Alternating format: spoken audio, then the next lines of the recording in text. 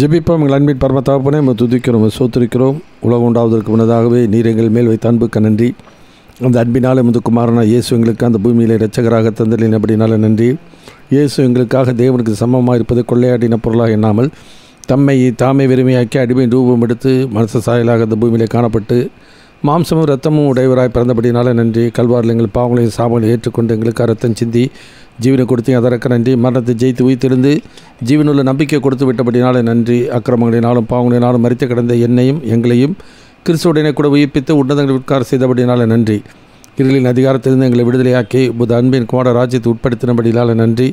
அந்த காலத்திலிருந்து எங்கள் ஆச்சரியமான ஒலிக்கு வரவழைத்தபடினால நன்றி. இந்த பொல்லாத உலகத்திலிருந்து எங்களை விடுதலை பண்ணி பரவ ராஜ்யத்தை குடிமக்களாய் ஆட்டுக்குட்டியான ஜீவத்தில் பேர் எழுதியிருக்கிறபடினால நன்றி. எங்களை திக்கற்றவர்களாக விடாமல் தந்த துணையாளரான பரிசுத்த ஆவியானவராகிய தேற்றவாளனுக்கு நன்றி. எழுதி கொடுத்த ஜீவனுள்ள வார்த்தைகளுக்கு நன்றி, வாக்குத்தத்தங்களுக்கு நன்றி. அதன்படி உண்மையிலோரும் போதுமானவருமாய் இருக்கிறவரே, இந்த நாளிலும் நான் தியானிக்கிற வேத வசனங்களை எனக்கும் எங்கள் ஒவ்வொருவருக்கும் ஆசீர்வாதமாக்கி தந்தரல வேண்டும் என்று இயேசு கிறிஸ்து நாமத்தில் தாழ்மையோடு வேண்டி கேட்டுக்கொள்கிறோம் பரமபிதாவே, ஆமென்.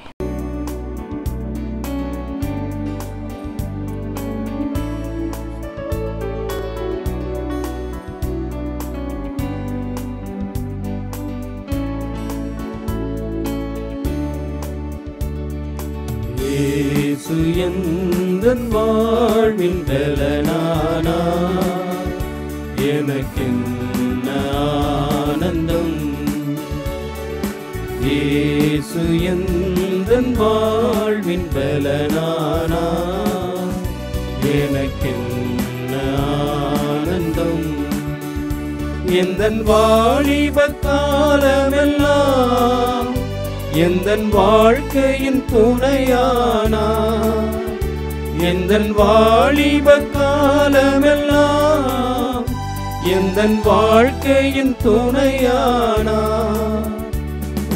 நாமமே தழைத்தோங்க நான் பாடுவேன் உமக்காக, எந்தன் இதயமே உம்மை பாடும், எந்தன் நினைவுகள் உமதாகும். எந்தன் இதயமே உம்மை பாடும், எந்தன் நினைவுகள் உமதாகும். இயேசு எந்தன் வாழ்வின் பலனானார், எனக்கென்ன ஆனந்தம். பெரும் தீமைகள் அகன்றோட கொள்ள மாயைகள் மறைந்தோட, வெறும் தீமைகள் அகன்றோட கொள்ள மாயைகள் மறைந்தோட, உமதாவியின் அருள் காண வரும் காலங்கள் உமதாகும். எந்தன் இதயமே உம்மை பாடும், எந்தன் நினைவுகள் உமதாகும். எந்தன் இதயமே உம்மை பாடும், எந்தன் நினைவுகள் உமதாகும். இயேசு எந்தன் வாழ்வின் பலனானார், எனக்கென்ன ஆனந்தம். இந்த உலகத்தை நீர் படைத்தீர், எல்லா உரிமையும் எனக்களித்தீர்.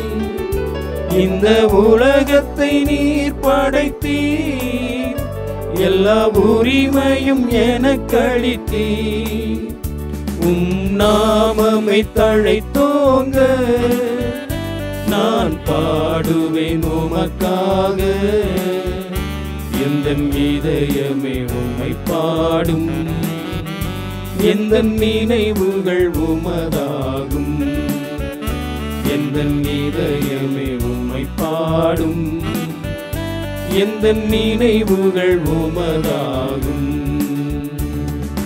இயேசு எந்தன் வாழ்வின் பலனானார், எனக்கென்ன ஆனந்தம். இயேசு எந்தன் வாழ்வின் பலனானார், எனக்கென்ன ஆனந்தம். கர்த்தருடைய பரிசுத்தமுள்ள நாமம் மைப்படுவதாக. இந்த நாளிலும் தியானத்திற்கென்று எபிரேயருக்கு எழுதின நிருபம் 4ஆம் அதிகாரம் 1-16 வசனம் வரைக்கும். இந்த அதிகாரம் முழுவதும் நாம் பார்க்கும் பொழுது இஸ்ரவேல் ஜனங்களை தேவன் வனாந்தரத்தில் நடத்தி கொண்டு போனார். அவர்களுக்கு வாக்குத்தத்தம் பண்ணினது பாலும் தேனும் ஓடுகிற தேசம். அந்த பாலும் தேனும் ஓடுகிற தேசத்தில் அவர்கள் எகிப்திலிருந்து வந்த அவ்வளோ பேர் என்ன பண்ணல, போய் சேரல. காலேப் யோசுவா மட்டும்தான் அந்த வாக்குத்தத்தம் பண்ணப்பட்ட தேசத்திலே அவர்கள் போய் சேர்ந்தார்கள். அதை வைத்து ஆவியானவர் இன்றைக்கு நம்முடைய வாழ்க்கையிலே புதிய ஏற்பாட்டில் இயேசு கிறிஸ்துவை கொண்டு நமக்கு நித்திய ஜீவனை வாக்கு பண்ணியிருக்கிறார். எனவே இந்த நித்திய ஜீவன் வரைக்கும் நம்முடைய வாழ்க்கையிலே அந்த இலக்கு குறிக்கோள் எல்லாம் நமக்கு நித்திய ஜீவனாக இருக்க வேண்டியது அவசியம். ஆனால் ஆதி காலத்தில் வாழ்ந்த பரிசுத்தவான்கள் எல்லாரும், பழைய ஏற்பாட்டில் வாழ்ந்த பரிசுத்தவான்கள் எல்லாரும் தேவன் பாலும் தேனும் ஓடுகிற தேசத்தை அவர்கள் வாக்கு பண்ணினாலும் அவர்கள் எண்ணங்கள் நித்தியத்தின் மேலே இருந்தது, பரலோகத்தில் இருந்தது. அதே விதமாக நம்முடைய வாழ்க்கையிலும் நம்முடைய எண்ணங்கள் சிந்தனைகள் எப்போதும் நித்தியத்தில் இருக்கணும், பரலோகத்துக்குரிய காரியங்களாக இருக்கணும். அதெல்லாம் பவுல் கொலோசியரில் சொல்கிறாரு, நீங்கள் கிறிஸ்துவோடு கூட இருந்தது உண்டானால் கிறிஸ்து தேவனுடைய வலது பாசத்தின் இடத்தில் வீட்டிற்கிற இடத்தில் உள்ள மேலானவைகளை தேடுங்கள், பூமிக்குரியவள் அல்ல மேலானவையில் நாடுங்கள். ஏனெனில் நீங்கள் மரித்தீர்கள், உங்கள் ஜீவன் கிறிஸ்துவுடனே கூட தேவனுக்குள் மறைந்திருக்கிறது. உங்கள் ஜீவனாகி கிறிஸ்து வெளிப்படும் பொழுது நீங்களும் அவரோடு கூட மகிமையில் வெளிப்படுவீர்கள் என்று சொல்கிறார். இதே ஒரு பார்வை தான் பரிசுத்தவான்கள் மேகம் போன்ற தரமான சாட்சிகளுக்கும் அதே பார்வை தான் இருந்துச்சு. ஆபிரகாம் சீவார்கள் நேரத்துக்காக காத்திருந்தார்.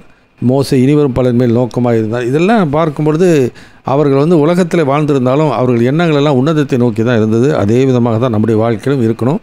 அதில் தான் இன்றைக்கி நான் பார்க்க போகிறது பரிசுத்தவான் கிடைக்கிற இளைப்பாறுதலை குறித்து நாம் பார்க்கின்றோம். நமக்கு இளைப்பாறுதல் என்பது இந்த உலகத்தில் வருகிற காரியமல்ல. இன்றைக்கு ஓய்வு நாளை பரிசுத்தமாக அனுசரிக்க மறவாதிருப்பாயாக அப்படி சொல்லி பழைய ஏற்பாட்டில் சொன்னார். அது ஓய்வு நாளை பரிசுத்தமாக அனுசரித்தாக்கா மற்ற நாளெல்லாம் எப்படி வேணாலும் அனுசரிச்சுக்கலான்னு அர்த்தம் அல்ல. நம்முடைய வாழ்க்கையில் அவர்களுக்கு சரீரத்துக்கு ஆண்டவர் ஓய்வு கொடுத்தார். ஏன்னா அவர் ஓய்வு நாளுக்கும் அவர் ஆண்டவராக இருக்கிறார். சிலர் அதனுடைய கருத்தை புரிந்து கொள்ளாமல் என்ன பண்ணுறாங்க, உலக பிரகாரமாக 7வது நாள் தான் ஓய்வு நாள், அதை முக்கியத்துவப்படுத்தி பரிசுத்தப்படுத்தியிருக்காரு, பிரத்யேகமாக்கியிருக்கிறாரு. அதனால் அந்த காரியத்தை தான் இன்றைக்கு முக்கியத்துவப்படுத்தி ஒரு பெரிய ஸ்தாபனமே உலகத்தில் இருக்கிறதை நான் பார்க்கின்றோம்.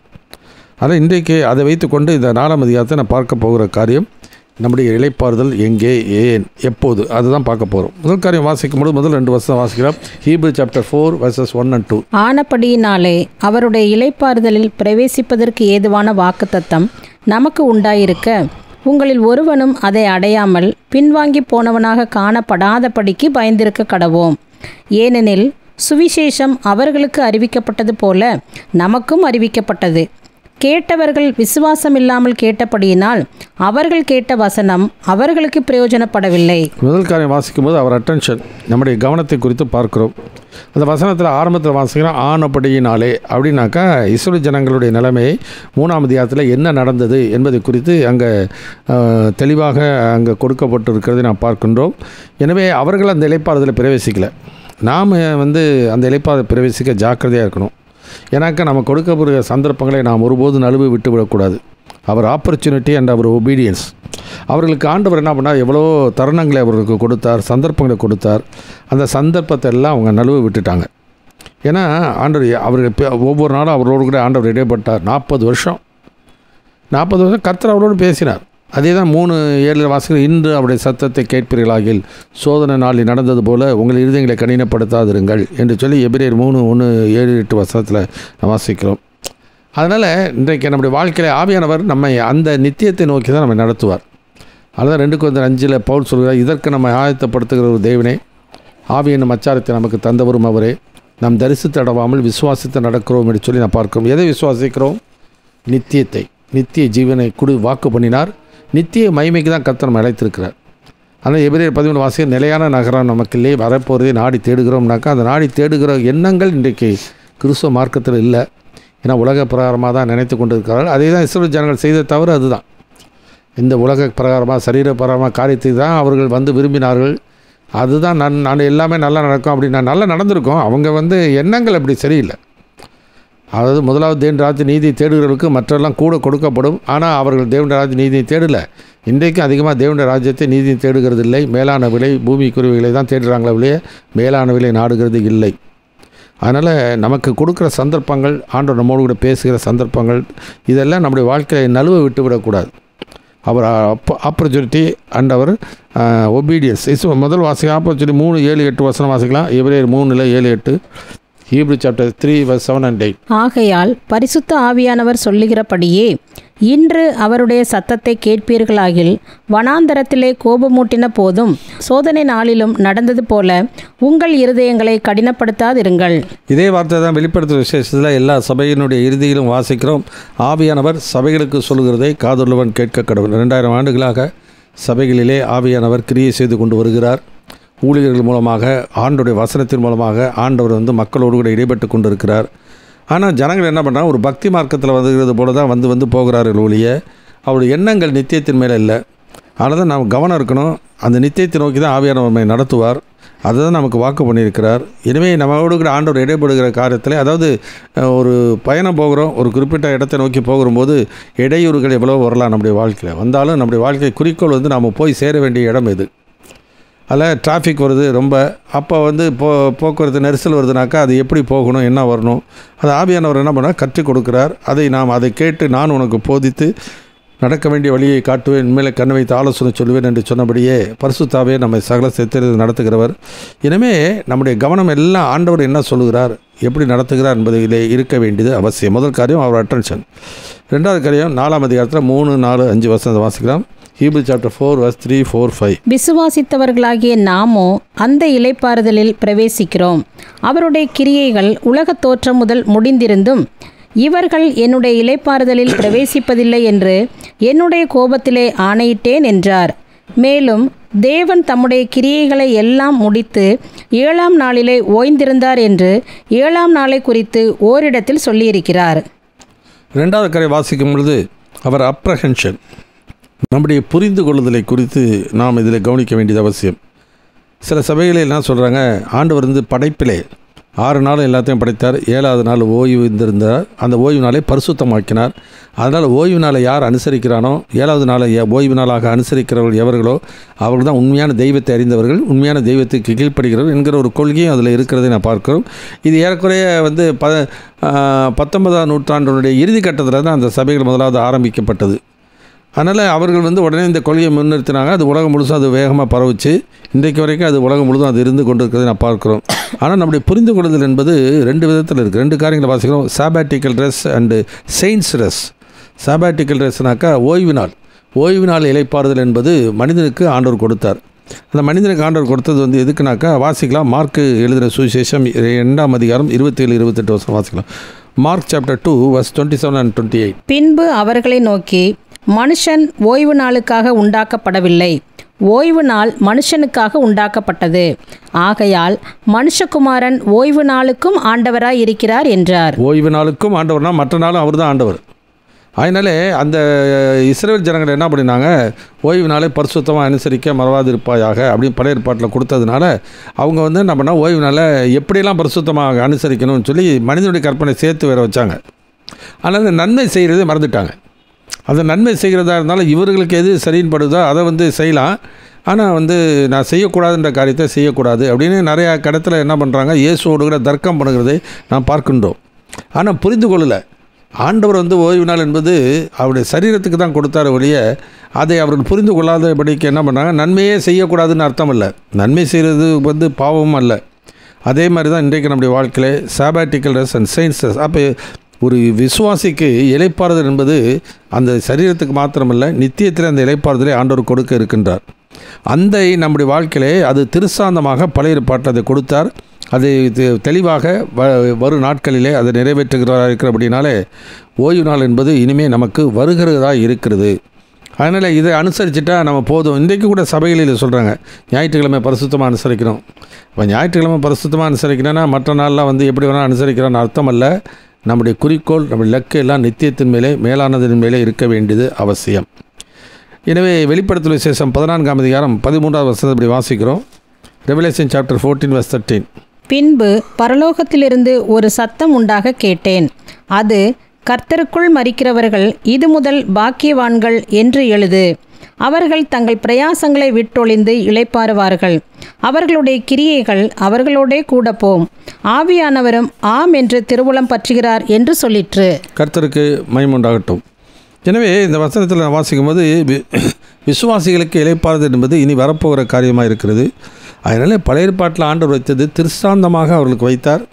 அது திருசாந்தமாக வைத்ததே சட்டமாக வச்சுட்டு போயிடக்கூடாது. எப்படி நியாயப்பிரமாணத்தையே சட்டமாக வச்சுக்கிட்டு இன்றைக்கி நடத்துகிற சபைகளில் போகிறாங்க இல்லையா, அந்த மாதிரி இல்லை. நியாயப்பிரமாணம் அது நிழலாட்டமாக இருக்கிறது. அது நிஜம் இயேசுவிலே அது நிறைவேறுகிறது. அது இயேசு நியாயப்பிரமாணத்தின் நிறைவாக முடிவாக அவர் இருக்கிறதை நாம் பார்க்கின்றோம்.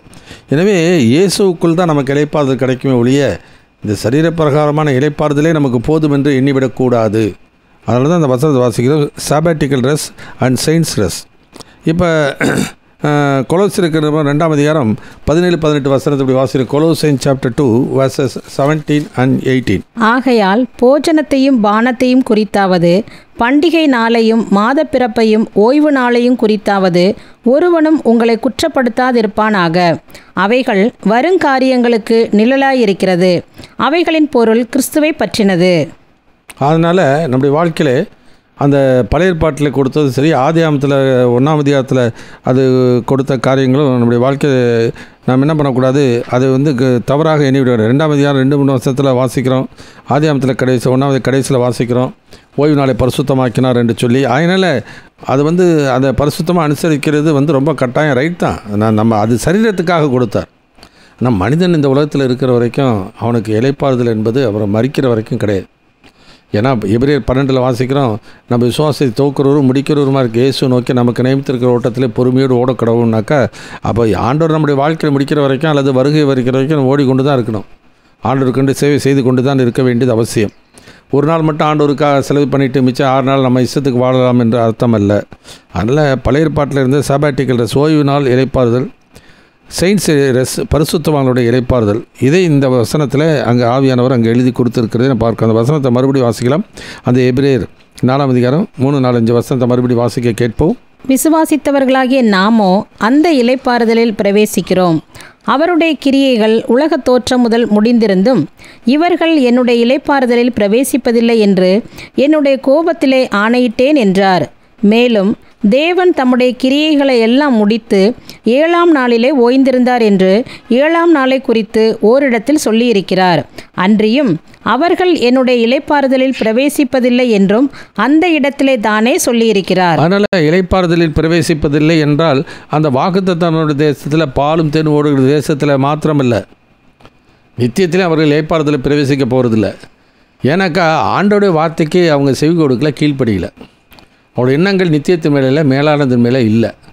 ஆகினால தான் ஆண்டவர் இந்த வார்த்தையை சொல்வதை பார்க்கிறோம். அதனால் முதல் காரியம் வாசிக்கும் போது அட்டென்ஷன், 2வது அவர் அட்டென்ஷன் புரிந்து கொள்ளுதல், 3வது காரியம் வாசிக்கும் போது அவர் அப்ளிகேஷன், நம்முடைய செயல்பாடு எப்படி இருக்குது அந்த புரிந்து கொண்டால் அந்த புரிந்து கொண்டதுக்கு ஏற்ப நம்முடைய செயல்பாடுகள் இருக்க வேண்டியது அவசியம். அது 4ஆம் அதிகாரம் 6-10 வசனம் வரைக்கும் வாசிப்போம். Hebrew chapter 4 verse 6-10.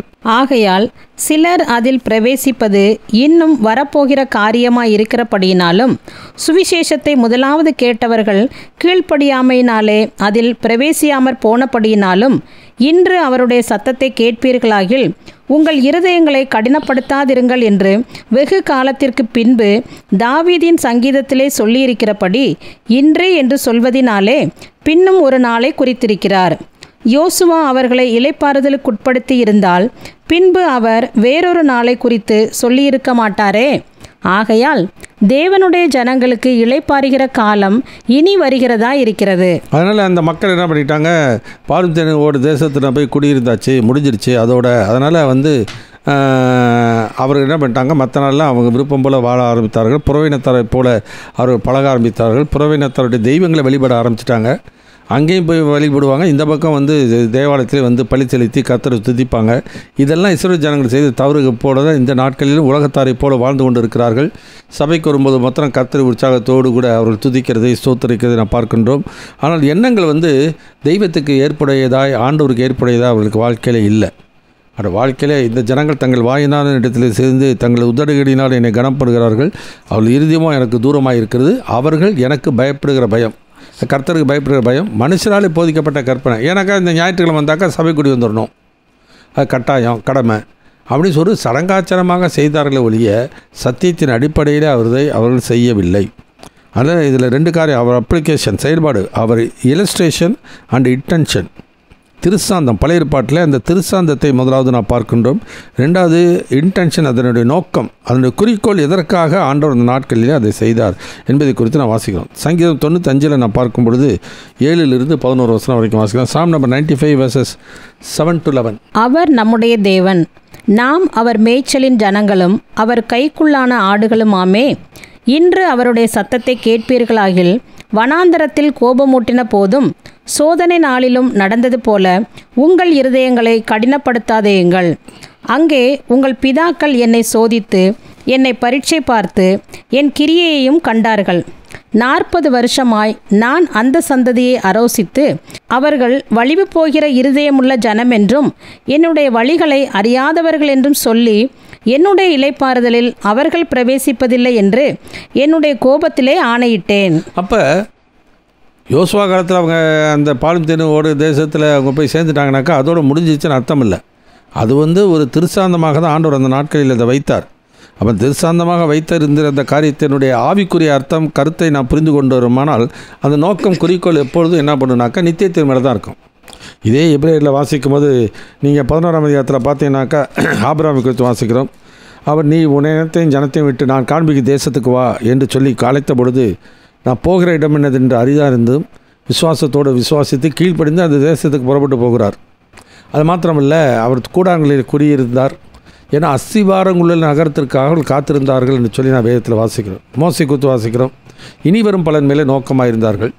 இதெல்லாம் நம்முடைய வாழ்க்கையில் நாம் எதன் மேலே நாம் நோக்கமாக இருக்கிறோம், எது நமக்கு வரப்போகிற பலன். இந்த உலகத்தில் சரீர இளைப்பாறுதல்ன்றதுனால நீங்கள் சரீர பிரகாரமான நம்முடைய ஆசீர்வாதங்கள் வந்துட்டாக போதுமா? ஒருபோது நம்முடைய வாழ்க்கையில் அதை எண்ணிவிடக்கூடாது. நம்முடைய முதலாவது தேவனுடைய ராஜ்யத்தை நீதியை தேடுங்கள், அப்பொழுது இவையெல்லாம் உங்களுக்கு கூட கொடுக்கப்படும் என்று ஆண்டவர் சொல்லியிருக்கிறார். அதனால் நம்முடைய அப்ளிகேஷன், செயல்பாடு எதன் அடிப்படையில் இருக்கணும்னாக்கா அது நித்தியத்தை குறித்து ஆண்டவர் என்ன சொன்னார் அதன் மேலே தான் இருக்கணும். 1 கொரிந்தியர் 10ஆம் அதிகாரம் 11, 12, 13. 1 Corinthians chapter 10 verse 11, 12 and 13. இவைகளெல்லாம் திருஷ்டாந்தங்களாக அவர்களுக்கு சம்பவித்தது. உலகத்தின் முடிவு காலத்தில் உள்ள நமக்கு எச்சரிப்பு உண்டாகும்படி எழுதப்பட்டும் இருக்கிறது. இப்படி இருக்க தன்னை நிற்கிறவன் என்று எண்ணுகிறவன் விழாதபடிக்கு எச்சரிக்கையாய் இருக்க கடவன்.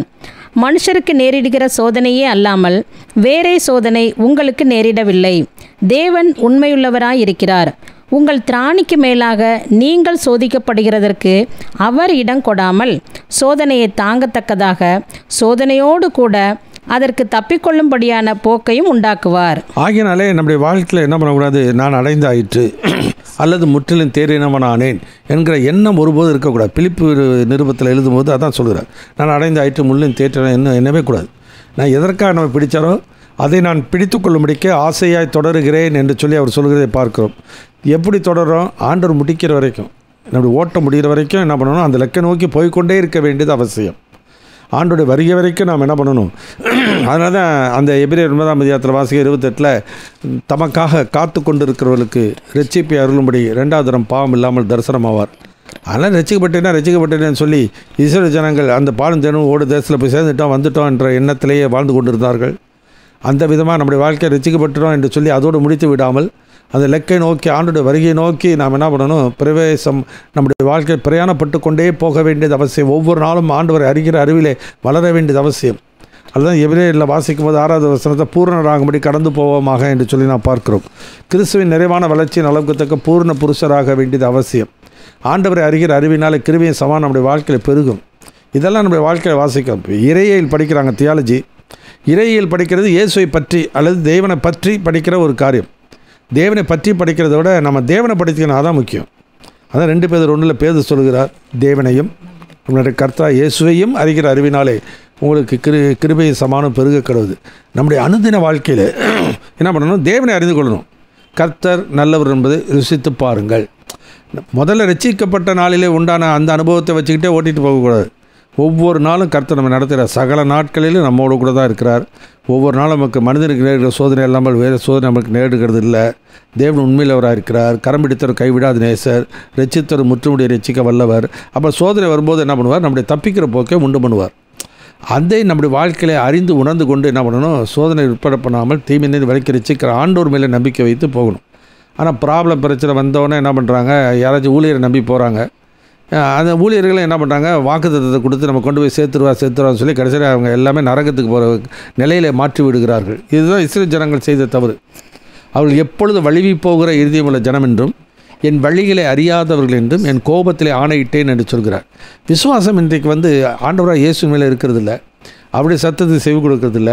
இன்றைக்கி சபைகளும் ஊழியர்களும் சொல்கிற சத்தத்தை நம்பிக்கொண்டு போகிறார்கள் ஒழிய ஆண்டோடைய வார்த்தைகளை நம்புகிறவர்கள் மிக மிக சொற்பம். அதனால தான் வெளிப்படுத்துகிற விசேஷத்தில் ஆவியானவர் எழுதுகிறார், ஆவியானவர் சபைகளுக்கு சொல்கிறதை காதுள்ளவன் கேட்க கடவுள். எல்லாருமே ஆவியானவர் என்னோட பேசினாருன்னு தான் சொல்கிறாங்க. ஆனால் நாம் தான் என்ன பண்ணணும், பைபிள் எடுத்து என்ன சொல்கிறாரு ஏது சொல்கிறாருன்னு சொல்லி நம்ம படிக்கும்போது தான் அந்த எதை படிக்கிறோம் என்பதை ஆண்டவர் அறிந்திருக்கிற அப்படின்னாலே அந்த வசனத்தின் மூலமாக கர்த்தர் நம்மோடு கூட இடைப்படுவார், நம்மை சீர்படுத்துவார், சிறப்படுத்துவார். ஏன்னா நித்திய மகிமைக்கு நம்மை அழைத்திருக்கிறார்.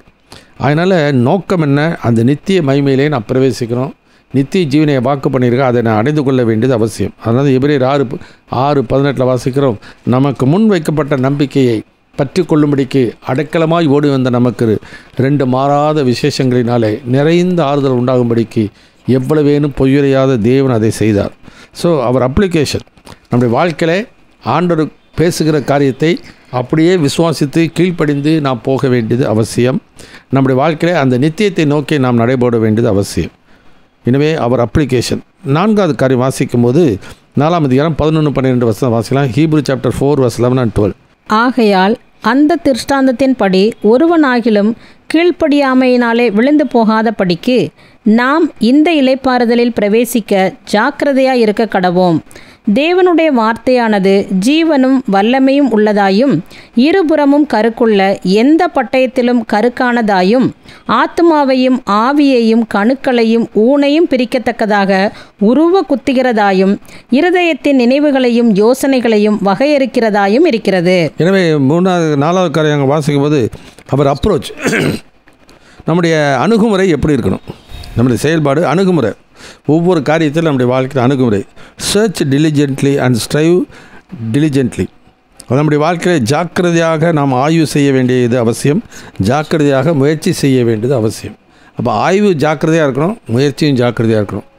எனவே நம்ம சடங்காச்சரமாக ஏதோ பார்த்துட்டு படிச்சுட்டு ஏதாச்சும் ஒரு வசனத்தை தொட்டுக்கிறது, ஒவ்வொரு வருஷம் ஒரு வாக்குத்தத்தம், ஒவ்வொரு மாதமும் ஒரு வாக்குத்தத்தம், அது மாத்திரமல்ல இந்த கேலண்டரில் இருக்கிற வாக்குத்தத்தை நீ கர்த்தனோடு பேசினா நினச்சிக்கிட்டு போகிறது, அல்லது இவங்களுக்காக பிடிச்சிருக்க வசனங்களை மட்டும் பார்த்துக்கிட்டு அந்த வசனத்தை சொல்லி அறிக்கையிடுங்க. ஒரு ஊழியர் சொல்கிறாரு, அந்த வசனத்தை கர்த்தரை நான் இழந்ததையெல்லாம் திரும்ப நான் கொடுப்பேன் அப்படி சொல்லி என்ன பண்ணுங்க 10 முறை அறிக்கை செய்யுங்கன்றார். இழந்ததெல்லாம் திரும்ப கொடுப்பேன் என்று சொல்லி கர்த்தர் சொல்கிறார்னு 10 முறை அதை அறிக்கையிட்டுக்கிட்டே இருக்கணுமா. போன வாரம் சொன்னார் எல்லாம் சகலமும் நன்மைக்கு எதுவாக நடக்கும் அப்படின்னு சொல்லி முந்தின மாதம் அவர் சொல்கிறார். அப்போ முந்தின மாதம் அதை கொடுத்துருந்தா திரும்ப எப்படி நீ இழந்திருப்ப, அது ஏன் இழந்த அப்படின்னு சிந்திக்கிறது இல்லை. சும்மா அறிக்கைட்டுக்கிட்டே போயிட்டு இருந்தால் பிரயோஜனம் இல்லை. அதனால தான் நம்முடைய வாழ்க்கை அணுகுமுறை எப்படி இருக்கிறது, ஸ்ட்ரைவ் டிலிஜென்ட்லி. ஏன்னா அந்த வசனத்தை வாசிக்கிற 12ஆம் அதிகாரத்தில் கர்த்தருடைய வார்த்தை வல்லமையும் ஜீவனும். 11ஆம் வசனத்தை வாசிக்கும்போது ஆகையால் அந்த வசனத்தை ஆகையால் அந்த திருசாந்தத்தின் ஒருவரும் ஆகிலும் கீழ்ப்படியாமையினாலே விழுந்து போகாதபடிக்கு நாம் இந்த இளைப்பாறுதல் பிரவேசிக்க ஜாக்கிரதையாக இருக்க கடவோம். தேவனுடைய வார்த்தை வல்லமையும் ஜீவனுள்ளதுமாக இருக்கிறது. அது இருபுறமும் கருக்குள்ள பட்டயத்தில் கருக்கானது. பொதுவாக அந்த வசனத்தை என்ன சொல்லுவாங்க, இருபுறமும் கருக்குள்ள பட்டயம்னாக்கா பேசுகிறவனே விட்டோம் கேட்குறவங்களை விட்டோம், அது அர்த்தம் இல்லை. ரோமர்களுடைய அந்த சோல்ஜர்ஸ், அந்த வீரர்கள் என்ன பண்ணுவாங்க, ஒரு பெரிய சோடு ஒன்று வச்சுருப்பாங்க. அது சோடு, இது ஸ்டாகர்னு சொல்லுவாங்க. அந்த சின்ன இது என்ன பண்ணோம், எளிதாக என்ன பண்ணோம், நம்ம ஒருவருடைய சரீரத்துக்குள்ளார எங்கெங்கெல்லாம் குத்து பாயும்போது என்ன பண்ணுவாங்க, அது எல்லாத்தையும் பிரித்து ஊனையும் எல்லாம் பிரித்து என்ன பண்ணிடும், இது பண்ணணும். அப்போ நம்ம கறிக்கடைக்கு போகிறாங்க இன்றைக்கி நம்ம ஊரில் கறிக்கடைக்கு போகும்போது என்ன பண்ணுறான், போகும்போது எல்லாத்தையும் முதல்ல எல்லாத்தையும் தனித்தனியாக எடுத்து ஈரல் தனியாக, குடல் தனியாக, போட்டி தனியாக எல்லாத்தையும் என்ன பண்ணுறாங்க, முடிஞ்சாக்கா எலும்புகளையும் தனியாக எடுத்து எல்லாத்தையும் வச்சிடுறாங்க. நீங்கள் எது கேட்குறீங்களோ அதை அவனா கொடுக்குறான் ஆன்சர். அதை என்ன பண்ணுறாங்க, தனித்தனியாக பிரித்து எடுக்கிறது போல் ஆண்டோடைய வசனம் நம்முடைய நினைவுகள், சிந்தனைகள், யோசனைகள், இருதயத்தின் தியானங்கள், நம்முடைய செயல்கள், நம்முடைய ஆசைகள், விருப்பங்கள், இதை எல்லாவற்றையும் என்ன பண்ணும், வேத வசனம் ஆண்டவர் அப்படியே வகையறுத்து கொடுத்துரும். ஏன்னா நான் என்னுடைய நினைவுகளை தூரத்திலிருந்து அறிகிறவர். 139 வாசிக்கிறோம், என் நினைவுகளை தூரத்தில் அறிகிறவர், அதனால் அவருடைய ஆவிக்கு மறைவான சிரிச்சு ஒன்றும் இல்லை என்று சொல்லி இந்த வேதத்தில் வாசிக்கிறோம். இதெல்லாம் ஆண்டவர் அறிந்திருந்தபடினாலே என்னுடைய எண்ணங்கள் சரியில்லைன்னு வச்சுங்களேன், அப்பயே ஆண்டவர் எச்சரிப்பார். இஸ்ரேல் ஜனங்களுக்கு அப்படி தான் செய்தார். 3ஆம் அதிகாரம் எடுத்து வாசிக்கலாம். அதே எபிரேயர் 3ஆம் அதிகாரம் 9ஆம் வசனத்தில் வாசிப்போம். Hebrew chapter 3 verse 9. அங்கே உங்கள் பிதாக்கள் என்னை சோதித்து என்னை பரீட்சை பார்த்து 40 வருஷ காலம் என் கிரியைகளை கண்டார்கள். ஆதலால் நான் அந்த சந்ததியை ஆரோசித்து அவர்கள் எப்பொழுதும் வழுவி போகிற இருதயமுள்ள ஜனம் என்றும் என்னுடைய வழிகளை அறியாதவர்கள் என்றும் சொல்லி என்னுடைய இளைப்பாறுதலில் அவர்கள் பிரவேசிப்பதில்லை என்று என்னுடைய கோபத்திலே ஆணையிட்டேன் என்றார். சகோதரரே, ஜீவனுள்ள தேவனை விட்டு விலகுவதற்கு ஏதுவான அவிசுவாசமுள்ள பொல்லாத இருதயம் உங்களில் ஒருவனுக்குள்ளும் இராதபடிக்கு நீங்கள் எச்சரிக்கையாயிருங்கள். உங்களில் ஒருவனாகிலும் பாவத்தின் வஞ்சனையினாலே கடினப்பட்டு போகாதபடிக்கு இன்றே எண்ணப்படும் அளவும் நாடோறும் ஒருவருக்கொருவர் புத்தி சொல்லுங்கள். அதனால பாவத்தின் வஞ்சனையினாலே இழுப்புண்டு போயிடக்கூடாது. வசனத்துக்கு நல்லா செவி கொடுத்து நம்முடைய வாழ்க்கையை சீர்படுத்தி கொண்டு ஆண்டவரோடு கூட நல்ல ஒரு உறவை நாம் வைத்துக்கொள்ள வேண்டியது அவசியம். விசுவாசத்தை துவக்கினவர் முடிக்கிறவர் இடையிலே அந்த விசுவாசத்தை ஒவ்வொரு சந்தர்ப்பங்களின் சூழ்நிலையும் விசுவாசித்து நான் போகணும். அதனால தான் எபிரேயர் 10 ஆரம்பிக்கும்போது அவர் என்ன சொல்கிறார், நித்திய ஜீவனை அளிப்பேன் என்பதை அவர் நமக்கு பண்ணின வாக்குத்தத்தம். அதனால் நம்முடைய வாழ்க்கை என்ன பண்ணணும், ப்ராப்ளம் பிரச்சனை வந்தோன்னே ஆண்டவர் கைவிட்டால் ஆண்டவர் எங்களை மறந்தார்னு இஸ்ரேல் ஜனங்கள் சொன்னது போல் தேவனுக்கு விரோதமாக முறுமுறுக்க பரிச்சை பார்க்கறது அல்லது மனிதர்கள் ஊழியர்களை நம்பி கொண்டு போகிறது, இதெல்லாம் இன்றைக்கு இந்த மக்களுக்கு விசுவாசம் இல்லாதனால தான் இந்த மாதிரி நம்பி கொண்டு போகிறார்கள். சில சபைகளிலே ஆண்டவர் மேலே நம்பிக்கை வைக்காமல் புனிதர்களையும் மற்ற அவருடைய தாயை இதை நம்பி கொண்டு போகிற மக்களை மற்ற சபையில் பார்க்கிறோம். அதே விதமாக இங்கு என்ன பண்ணுறாங்க, ஊழியர்கள் நம்பி கொண்டு போகிறார்கள். அந்த ஊழியர்கள் என்ன பண்ணுறாங்க, என்னமோ அவங்க ஜெபிச்சாக்கா அவங்க சொல்கிறத கீழ்ப்படிஞ்சாக்கா அந்த அவர்கள் வாழ்க்கையில் விடுதலை வெற்றியும் கிடைக்கும் என்று நம்பிக்கொண்டிருக்கிறார்கள். அவர்கள் அதை சொல்லிக் கொண்டு இருக்கிறார்கள். இதுதான் இன்றைக்கு பரிதபிக்கப்பட்ட நிலைமை. இன்று அவருடைய சத்தத்தை கேட்பீர்களாகில் ஆவியானவர் சபைகளுக்கு சொல்கிறது. ஆவியானவர் சபைகளுக்கு சொல்கிறது வேத வசனம் தான். அதான் பேதுரு சொல்கிறார், 1 பேதுரு 4:11 ஒருவன் போதித்தால் தேவனுடைய வாக்கியங்களின்படி போதிக்க கடவன். அது மாத்திரமல்ல, 1 கொரிந்தியர் 15 பவுல் சொல்கிறார், நான் உங்களுக்கு பிரசங்கித்த பிரகாரமாய் நீங்கள் அதை கை கொண்டிருந்தால் அதனால் ரட்சிக்கப்படுவீர்கள், மற்றபடி உங்கள் விசுவாசம் விருதா. நம்ம யாரை விசுவாசிக்கிறோம், யாருடைய சத்தத்தை செவி கொடுக்கிறோம், யாரை பின்பற்றி போகிறோம். இன்றைக்கி நம்முடைய வாழ்க்கையில் இன்றைக்கு கிறிஸ்து நமக்குள் இருக்கிறார். கொலோசியர் 1:20 வாசிக்கிறோம், கிறிஸ்து மகிமையின் நம்பிக்கையாக உங்களுக்குள் இருப்பதே அந்த ரகசியம். நமக்குள் இருக்கிறார். ஒரு சபையில் அன்றைக்கி சொல்கிறாங்க, கர்த்தர் யோசேப்போடு இருந்தார். வாசம் தான் இல்லைன்னு சொல்லலை. மோசே இருந்தார், வாசம் தான்.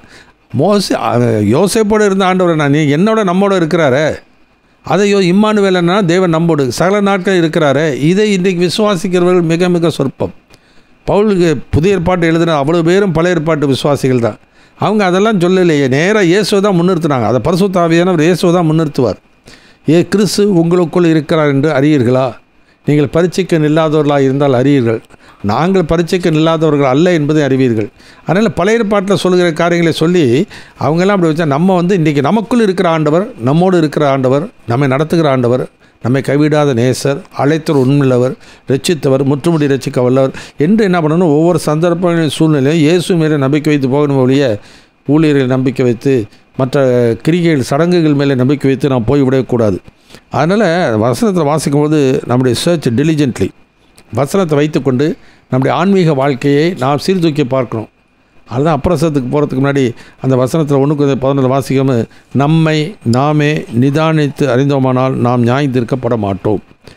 நாம் நியாயந்தீர்க்கப்படும் போது உலகத்தோடு கூட ஆக்கினைக்குள்ளாக தீர்க்கப்படாதபடிக்கு கர்த்தரால் சிட்சிக்கப்படுகிறோம் என்று சொல்லி நான் வாசிக்கிறோம். ஏன்னாக்கா 12ஆம் அதிகாரத்தில் என்ன, இந்த ஜனங்கள் எப்படி வஞ்சகத்தினால் பாவத்தின் வஞ்சனால் விழிப்புண்டு போனாங்களோ, அதுபோல் இந்த நாட்களில் அநேக பாவ காரியங்களே தெரியாமலே இன்றைக்கி இழுப்புண்டு போய் சிக்கிக்கிட்டு இருக்க மக்களை பார்க்குறோம். இவங்கெல்லாம் கடைசியில் என்ன ஆயிரும், விசுவாச துரோகம் முந்தி நேரிடுகிற காலத்துக்குள்ளே போய் விடுவார்கள். எச்சரிப்பு. இதுதான் இஸ்ரவேல் ஜனங்கள் செய்த தவறு. இவைகளெல்லாம் திருசாந்தங்களாக அவர்களுக்கு சம்பவித்தது உலகத்தின் முடிவு காலத்தில் நமக்கு எச்சரிப்பு உண்டாகும்படி எழுதப்பட்டது. சில வசனங்கள் வாசிக்கலாம். 119ஆம் சங்கீதம் எடுத்துக்கொள்வோம். சாம் நம்பர் 119. அதில் சில வசனங்களை வாசிக்க நாம் கேட்போம். 2வது வசனத்தை வாசிக்கலாம். அவருடைய சாட்சிகளை கைக்கொண்டு அவரை முழு இருதயத்தோடும் தேடுகிறவர்கள் பாக்கியவான்கள். 18வது வசனம்.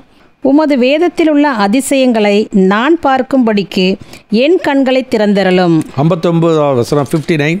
என் வழிகளை சிந்தித்து கொண்டு என் கால்களை உம்முடைய சாட்சிகளுக்கு நேராக திருப்பினேன். 94 நான் உம்முடையவன், என்னை ரட்சியும், உம்முடைய கட்டளைகளை ஆராய்கிறேன். உம்முடைய கட்டளையில் ஆராய்கிறேன். 112வது வசனம் 112.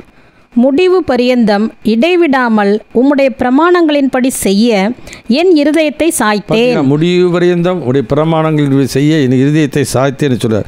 133 133வது வசனம். உம்முடைய வார்த்தையிலே என் காலடிகளை நிலைப்படுத்தி ஒரு அநியாயமும் என்னை ஆள ஒட்டாதேயும். எனவே நம்முடைய வாழ்க்கையில் கர்த்தருடைய வேதத்தின்படி நடக்கிற உத்தம மார்க்கத்தார் பாக்கியவான்.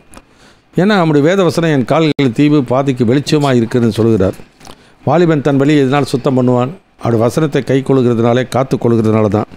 அதனால் நம்முடைய வாழ்க்கையில் எந்தெந்த ஏரியாவில் நம்ம சரியாக வசனத்துக்கு கீழ்ப்படியில் ஆண்டவருக்கு பிரியமாக நடக்கலைனாக்கா அது ஆவியானவர் அறிந்திருக்கிறார்.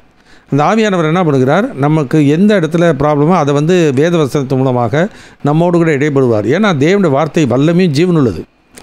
ஆத்மாவையும் ஆவியையும் ஊனையும் உருவ குத்துகிறதாயும் இருதயத்தின் நினைவுகள் சிந்தனைகள் யோசனைகள் எல்லாவற்றையும் வகையிருக்கிறதா இருக்கிறது. அதனால் முன்னதாகவே ஆண்டவர் என்ன பண்ணால் எச்சரிப்பார். எச்சரித்து கொண்டே தான் வருவார். எச்சரிக்கும் பொழுதே என்ன பண்ணணும்? நம்ம ஆண்டவரோடு அறிக்கையிட்டு ஒப்புரவாகி கிருபையை பற்றி கொள்ளணும். இவங்க என்ன பண்ணுறாங்க? அவர் நமக்காக பரிதவிக்கக்கூடிய ஒரு பிரதான ஆசிரியர் தான் ஆண்டவராக இயேசு. இது என்ன பண்ணுறாங்க? அதை அலட்சியம் பண்ணிட்டு போயிடுறாங்க.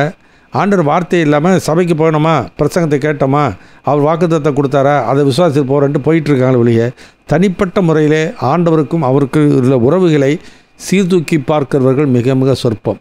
யார் வேத வசனத்தை எடுத்து கர்த்தருடைய வேதத்தில் பிரியமாக இருந்து இரவும் பகலும் அவருடைய வேதத்தில் தியானமாக இருக்க மனுஷன் பாக்கியவன்.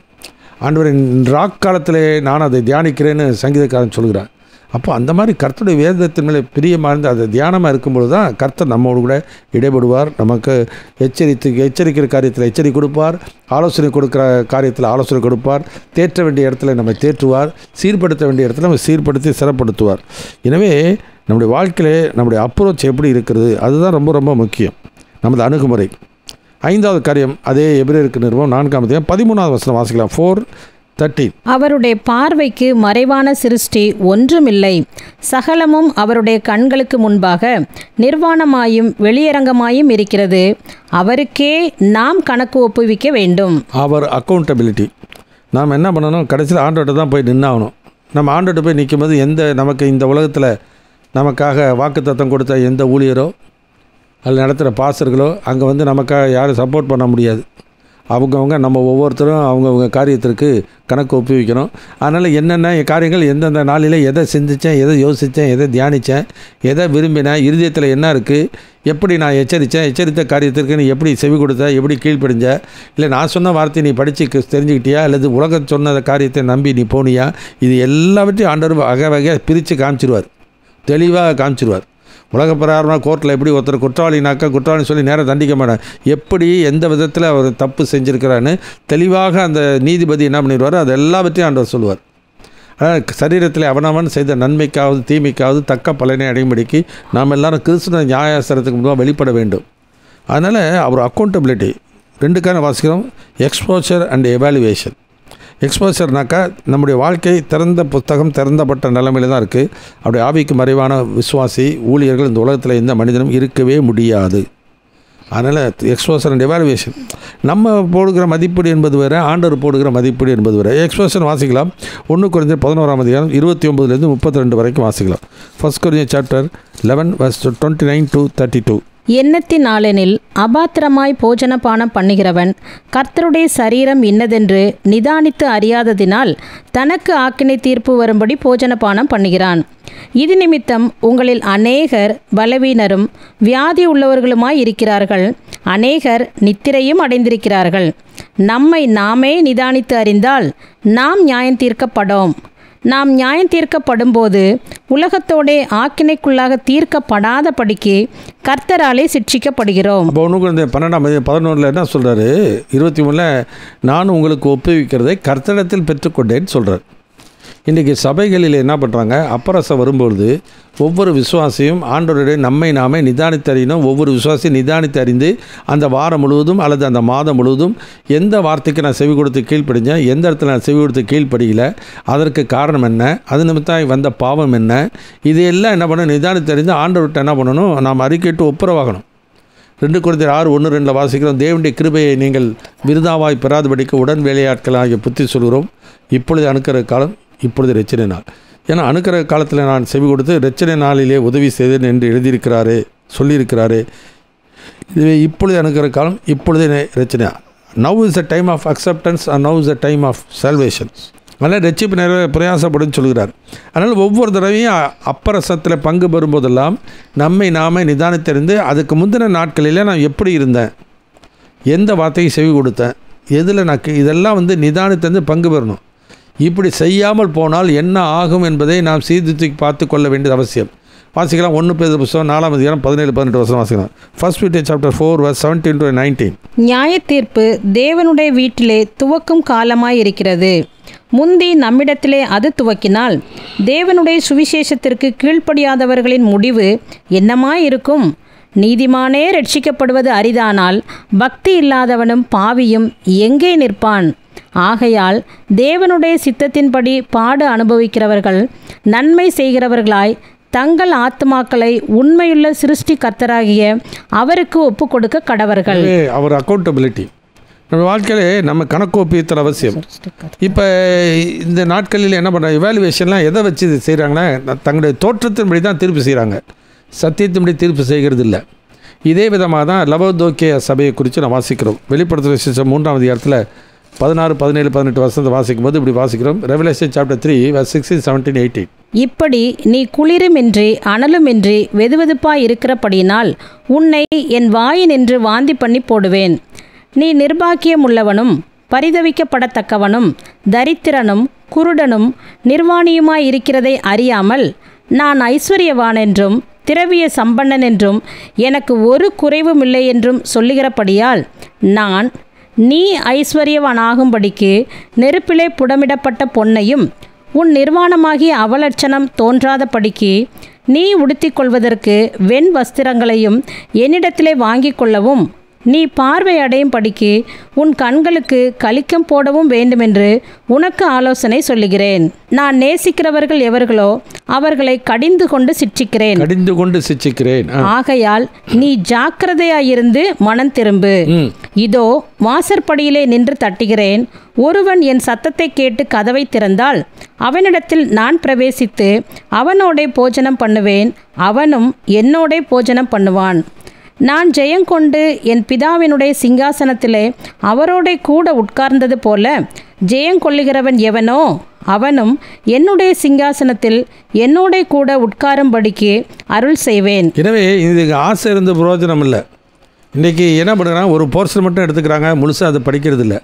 அவங்க என்ன பண்ணுறாங்க, கர்த்தர் ஆசீர்வாதம் இருக்குன்னாக்கா ஐஸ்வர்யம் இருக்கிறது, புரியுங்களா, வியாதியே இல்லாமல் இருக்குது, சுகபோகமாக இருக்கிறது, இதை தான் நினைக்கிறாங்களே ஒழிய ஆவிக்குரிய வாழ்க்கையிலே நான் எப்படி இருக்கிறேன் என்பதை அந்த லவோதோக்கியா சபையார் சீர்தூக்கி பார்க்கவில்லை. அதுதான் நீ பரிதபிக்கப்பட்ட நிலைமையில் இருக்கிறேன்னு சொல்கிறார். ஆனால் நமக்காக பரிதபிக்கக்கூடிய ஒரு பிரதான ஆசிரியர் இங்கே இருக்கிறார். அவருடைய உதவியை நாட வேண்டியது அவசியம். தவறு செய்துவிட்டால் நம்முடைய வாழ்க்கையில் ஒத்துக்கொண்டு தன் பாவங்களை மறைக்கிறவன் வாழ்வடைய மாட்டான். அவைகளை அறிக்கை செய்து விட்டு விடுகிறவனோ இரக்கம் பெறுவான். அந்த இரக்கத்தை பெற்றுக்கொள்ளாமல் ஆண்டோடைய கிருபை நமக்கு கிடைக்கவே கிடைக்காது. அதனால தான் எக்ஸ்போஷர் அண்ட் இவாலுவேஷன். எதை வைத்து நாம் நம்ம எடை போட்டு பார்க்குறோம், மதிப்பீடு செய்கிறோம். தேவனுடைய வேத வசனத்தை வைத்தா, அல்லது ஒரு சபையினுடைய கொள்கைகளை வைத்து கொண்டா, அல்லது நம்முடைய மனசாட்சியின் அடிப்படையிலேயா, இல்லை நமக்குன்னு ஒரு சட்டத்திட்டம் வச்சுக்கிட்டு அதன் அடிப்படையிலே செய்கிறோமா? மனிதனுக்கு செவ்வையாய் தோன்றுகிற வழி உண்டு, அதன் முடிவோ மரண வழிகள். அதனால் நம்முடைய மதிப்பீடு எப்போதுமே ஆண்டோடைய வேத வசனத்தை வைத்து கொண்டு தான் நம்ம மதிப்பீடு செய்யணுமே ஒழிய நம்முடைய வாழ்க்கையில் வேறு ஏதாச்சும் ஸ்கேல் யூஸ் பண்ணோம்னா போச்சு, புரியுங்களா? அதனால தான் ஜாக்கிரதை. அதனால் நம்முடைய வாழ்க்கை அவர் அக்கௌண்டபிலிட்டி, எக்ஸ்போஷர் அண்ட் எவாலுவேஷன், திறந்த நிலையும் மதிப்பீடும் குறித்து வாசிக்கிறோம். கடைசியாக எபிரேயர் 4ஆம் அதிகாரம் 14, 15, 16, ஹீப்ரு சாப்டர் 4 verse 14-16. வானங்களின் வழியாய் பரலோகத்திற்கு போன தேவகுமாரனாகிய இயேசு என்னும் மகா பிரதான ஆசாரியர் நமக்கு இருக்கிறபடியினால் நாம் பண்ணின அறிக்கையை உறுதியாய் பற்றி கொண்டிருக்க கடவோம். நம்முடைய பலவீனங்களை குறித்து பரிதவிக்கக்கூடாத பிரதான ஆசாரியர் நமக்கிராமல் எல்லா விதத்திலும் நம்மைப் போல சோதிக்கப்பட்டும் பாவமில்லாதவராயிருக்கிற பிரதான ஆசாரியரே நமக்கிருக்கிறார். ஆதலால் நாம் இரக்கத்தை பெறவும் ஏற்ற சமயத்தில் சகாயம் செய்யும் கிருபையை அடையவும் தைரியமாய் கிருபாசன தண்டையிலே சேரக்கடவோம். அவர் அட்வான்டேஜ் நமக்கு இருக்கிற அனுகூலமான ஒரு நிலை என்னன்னாக்கா, யார் நமக்காக கல்வாரியிலே பாடுபட்டு மரித்து இவ்வளவு ரட்சிப்பை இலவசமாக கொடுத்தாரே, அந்த இயேசு மரித்து உயிரோடு எழுந்து இன்றைக்கி தேவனுடைய வலது பாரசத்திலே நமக்காக பிதானத்தில் பரிந்து பேசுகிற ஒரு மத்தியஸ்தராக இருக்கிறார், பிரதான ஆசாரியராக இருக்கிறார். அதனால் இயேசுவை மரித்தவர், அவரே எழுந்தும் இருக்கிறவர், அவரே தேவனுடைய வலது பாரசத்தில் வீற்றிருக்கிறவர், நமக்காக வேண்டுதல் செய்கிறவர் அவரே. அவருடைய ஊழியம் பூமியில் வந்து மரித்ததோடு முடிஞ்சிடல, இன்றைக்கும் அது தொடர்ந்து கொண்டு இருக்கிறது. முதல்ல வந்து அப்போஸ்தலராய் நான் அதான் 3:1 வாசிக்கிறோம், நாம் அறிக்கப்படுகிற அப்போஸ்தலரும் பிரதான ஆசாரியமாக இருக்க இயேசு கிறிஸ்துவை கவனித்து பாருங்கள்னு சொல்ல காரணம். ஸோ நம்முடைய அட்வான்டேஜ் என்னன்னாக்கா, நம்ம அனுகூலமான we have a mediator, we can approach the mercy seat. நமக்கு ஒரு மத்தியஸ்தர் இருக்கிறார். மத்தியஸ்தர் இருக்கிற அப்படின்னா அவர் நிமித்தமாக நம்ம என்ன பண்ணலாம், ஆண்டவருடைய சமூகத்தில் பிரவேசிக்க முடியும். உலகத்தில் நியாயப்பிரமாண காலத்தில் டே ஆஃப் அட்டோன்மெண்ட், பாவ நிவாரண பண்டிகை அன்றைக்கி மட்டும்தான் மகா பிரதான ஆசாரியர் வருஷத்துக்கு ஒரு முறை தான் அவருடைய சமூகத்தில் அந்த கிருபாசன தண்டையில் போக முடியும், வருஷத்துக்கு ஒரு முறை. அன்றைக்கி நீ கிறிஸ்தவர்களாகி நாம் எந்த நேரத்தில் கண்ணை மூடுனா அவருடைய சமூகம், கண்ணை மூடுனா அவருடைய கிருபாசனம். எவ்வளவு பாக்கியம் பெற்ற ஒரு ஜனம். எனவே இப்படிப்பட்ட ஒரு அட்வான்டேஜ், இப்படிப்பட்ட ஒரு அனுகூலமான நிலை இருக்கும் பொழுது அதை தக்க வைத்துக் கொள்கிறவர்கள் எத்தனை பேர் இன்றைக்கு நம்முடைய வாழ்க்கையில். அதான் எபிரேயர் 10:19 வாசிக்கிறோம். நம்ம அந்த வசனம் எபிரேயர் 10:19-22 வரைக்கும் வாசிக்கலாம். Hebrew chapter 10:19-22. ஆகையால் சகோதரரே, நாம் பரிசுத்த ஸ்தலத்தில் பிரவேசிப்பதற்கு இயேசுவானவர் தமது மாம்சமாகிய திரையின் வழியாய் புதிதும் ஜீவனுமான மார்க்கத்தை நமக்கு உண்டு பண்ணினபடியால் அந்த மார்க்கத்தின் வழியாய் பிரவேசிப்பதற்கு அவருடைய இரத்தத்தினாலே நமக்கு தைரியம் உண்டாயிருக்கிறபடியினாலும் தேவனுடைய வீட்டின் மேல் அதிகாரியான மகா ஆசாரியர் நமக்கு ஒருவர் இருக்கிறபடியினாலும் துர்மனசாட்சி நீங்க தெளிக்கப்பட்ட இருதயம் உள்ளவர்களாயும் சுத்த ஜலத்தால் கழுவப்பட்ட சரீரம் உள்ளவர்களாயும் உண்மையுள்ள இருதயத்தோடும் விசுவாசத்தின் பூரண நிச்சயத்தோடும் சேரக்கடவோம். இன்னைக்கு எங்கே போகிறாங்க? காஷ்மீரில் ஒரு ஊழியர், கல்கட்டாவில் இருக்காரு, கன்னியாகுமரியில் இருக்கிறாரு, கராச்சியில் இருக்காருன்னு இங்கே அங்கே ஓடுறாங்களே ஒழிய, கிறிஸ்து மகிமையின் நம்பிக்கையாக உங்களுக்குள் இருப்பது அந்த ரகசியம். அவர் தான் மீடியேட்டர், அவர் தான் நமக்காக வந்து பாடுபட்டு மரித்தவர், அவர் தான் நமக்காக பிதானத்தில் பந்து பேசுகிற வக்கீலாகவும் இருக்கின்றார். அதனால தான் 1 யோவான் 2 சொல்கிறார், சகோதரர் நீங்கள் பாவம் செய்யாதபடிக்கு இதை உங்களுக்கு எழுதுகிறேன். ஒருவன் பாவம் செய்வானாயானால் நீதிபரராக இருக்க இயேசு கிறிஸ்து நமக்காக பிதானத்தில் பரிந்து பேசி கொண்டு இருக்கிறார். அதனால தான் அவருடைய கிருபையின் ஐஸ்வரியத்தின்படியே நமக்கு இறங்குகிற தேவன். அதனால தான் தன் பாவங்களை மறைக்கிறவன் வாழ்வடைய மாட்டான், அவைகளை அறிக்கை செய்து விட்டு விடுகிறவனோ இரக்கத்தை பெறுவான். இந்த நாளிலே மற்ற ஊழியர்கள் கொடுக்குற வாக்குத்தத்தங்கள் அல்லது நம்முடைய வாழ்க்கையை நாம் வந்து நம்மளுடைய சொந்த மனசாட்சியோ அல்லது சொந்த சபையினுடைய சட்டத்திட்டத்தை அடிப்படையில் வச்சு நம்ம ஒருபோது நம்ம வாழ்க்கையை நம்ம இடம் போடவோ கூடாது, நிதானிக்கக்கூடாது. இயேசு சொல்கிறார், நான் தீர்ப்பு செய்தால் என் தீர்ப்பு சத்தியத்தின்படி இருக்கும் என்று சொல்கிறார். அதுதான் வேதத்தின் நியாயங்களை அறிந்து கொள்ளணும். அவர் என் வேதத்தின் மகத்துவங்களை எழுதி கொடுத்தேன், அவர்களோ அதை அந்நிய காரியமாக எண்ணினார்கள். அவர் வேறு எந்த ஜாதிக்கு அப்படி செய்கிறதில்லை, அவருடைய நியாயங்களை அறியாமல் போகிறார்கள். அந்த நியாயங்களை அடிப்படையில் தான் நம்ம வந்து நிதானித்து அடிக்கணும். யோவான் 12:42 என்னை தள்ளி என் வார்த்தைகளை ஏற்றுக்கொள்ளாதவனை நியாய்ந்திருக்கிறது ஒன்று இருக்கிறது. நான் சொன்ன வசனமே அவனை கடைசி நாளில் நியாய்ந்திருக்குன்னா அந்த சட்டத்திட்டத்தின் அடிப்படையில் தான் நம்ம நியாய்ந்திருக்க போகிறார். அந்த சபையின் கொள்கையின் அடிப்படையில் நியாய்ந்திருக்க போகிறதில்ல. எந்த ஊழியரை நமக்காக வந்து வக்காலத்து வாங்க முடியாது. அதனால் இன்றைக்கு நமக்கும் தேவனுக்குள்ள ஒரு காரியம். இந்த இஸ்ரவேல் ஜனங்கள் என்ன பண்ணிட்டாங்க, மோசே தான் வந்து சொல்லிவிட்டு எகிப்திலிருந்து எங்களை அழைத்து கொண்டு வந்த மோசைக்கு என்ன சம்பவித்ததோ எங்களுக்கு தெரியும், அதனால் ஆரோனை பார்த்து எங்களுக்கு முன் செல்லும் தெய்வங்களை உண்டு பண்ணுன்றாங்க. இதே தான் இன்றைக்கு நடந்து கொண்டு இருக்கிறது. எங்களை நமக்காக கல்வாரியில் பாடுபட்டு மரித்த இயேசுக்கு எங்கே போனாரோ தெரியல, கண்ணுக்கு தெரியல, தூரத்தில் இருக்காரா பக்கத்தில் இருக்காரா எங்கே இருக்காருன்னு தெரியல. அதனால் இந்த ஊழியர்கிட்ட போகிறோம், வருத்தப்பட்டு பாரசவனிகளை எடுத்து வாருங்கன்னு சொல்லி அவர் கூப்பிட்றாரு, அதனால் அங்கே போவோன்னு சொல்லி எப்படி ஆரோனுக்கு அணுகினார்களோ அதே மாதிரி தான் அந்த மாதிரி ஊழியர்களை நம்பிக்கொண்டு அணுகி போய் கொண்டு இருக்கிறது இன்றைக்கு நாம் பார்க்குறோம். பரிதபிக்கப்பட்டத்தக்க நிலைமை. பவுல் சொல்கிறார், கிறிஸ்து உங்களுக்குள் இருக்கிறார் என்று அறியீர்களா? கிறிஸ்து மகிமையின் நம்பிக்கையாக உங்களுக்குள் இருப்பது அந்த ரகசியம் என்று சொல்கிறார். தேவனுக்கு மனிதனுக்கு மத்தியஸ்தர் ஒருத்தர் தான், வேறு யாரும் இருக்கவே முடியாது. ஆனால் அந்த இயேசுவின் மூலமாக தான் நம்ம ஆண்டவர் சமூகத்தில் பிரவேசிக்க முடியும். இதுவே நம்முடைய வாழ்க்கையை நீ உணர்ந்து கொள்ளாமல் இன்றைக்கி அந்த மத்தியஸ்தரை இன்றைக்கி அலட்சியம் பண்ணிவிட்டு மனிதர்களை நம்பி ஊழியர்களை நம்பிக்கொண்டு இன்றைக்கி போகிற விசுவாசிகள் பரிதபிக்கப்படத்தக்க மக்களாய் மாறிவிடுவார்கள். அதுதான் அவர்கள் எப்பொழுதும் வழிவி போகிற இருதயமுள்ள ஜனம் என்றும் என் வழிகளை அறியாதவர் என்று கோபத்தில் ஆணையிட்டேன். ஒரு ஊழியர்கிட்ட எப்போ போவாங்க? அவங்க ப்ராப்ளம் வந்து அவர்களுக்கு கீழ்ப்படியாமல் போய் கடைசியில் ஒரு ப்ராப்ளம் பிரச்சனை முற்றி போகும்போது, ஐயா இந்த மாதிரி ப்ராப்ளம் பிரச்சனை இருக்குது, எனக்கா ஜெபிங்க. ஜெபிக்கிறது தப்பு கிடையாது. ஆனால் ஒருவன் எப்போ தவறுகிறானோ, எண்ணங்களிலே சிந்தைகளிலே எப்போ தவறுகிறானோ அப்போவே ஆண்டவருக்கு அவருக்கு தெரியும். அப்போவே ஆண்டவர் அவர்களை எச்சரிப்பார். அவங்க அதை கீழ்ப்படிஞ்சு போனான்னா தப்பிச்சாங்க.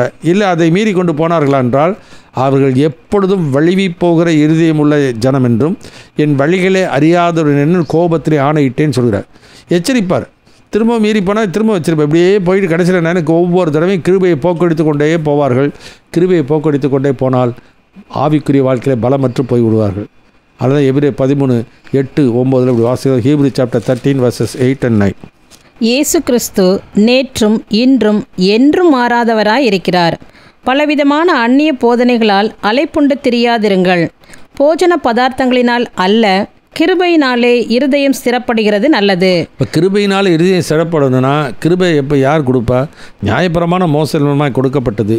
கிருபை சத்தியமும் இயேசுவின் மூலமாக உண்டாயிற்று. அவர் மூலமாக தான் அந்த கிருபையில் பிரவேசி ஸ்லாக்கியத்தை நமக்கு ஆண்டவர் ஏற்படுத்தி கொடுத்துருக்கிறார். அப்படி இருக்கும் பொழுது ஆண்டவருடைய இரக்கம் கிருபை யாருக்கு கிடைக்கும்? எவன் மேல் இரக்கமாக இருக்க சித்தமாக இருக்கிறாரோ அவனுக்கு தான். எவன் மேல் கிருபையாக இருக்க சித்தமாக இருக்கிறாரோ அவன் மேல் கிருபையாக இருக்கிறார். புரியுங்களா? அதனால் விரும்புகிறனாலும் இல்லை, ஓடுகிறனாலும் இல்லை, இறங்குகிற தேவனாலே ஆகும். அதனால் பவுல் என்ன பண்ணுகிறார்? ரோமர் 12 வாசிக்கும்போது, தேவனுடைய இரக்கங்களை முன்னிட்டு வேண்டிக் கொள்கிறேன், இதுவே நீங்கள் செய்யத்தக்க புத்தியுள்ள ஆராதனை. தேவனுடைய இரக்கங்கள் நமக்கு கிடைக்கணும். தேவனுடைய ஏன்னாக்கா சில பேர் என்ன பண்ணுறாங்க, அடுத்தவங்களை பார்த்து அடுத்தவங்களை நடக்கிறத பார்த்து நமக்கு அதே மாதிரி செய்வார். அடுத்தவனுடைய வாழ்க்கை நிலைமை வேறு, நம்முடைய வாழ்க்கை நிலைமை வேறு. நம்முடைய வாழ்க்கையில் அதை யோசிக்கிறது இல்லை.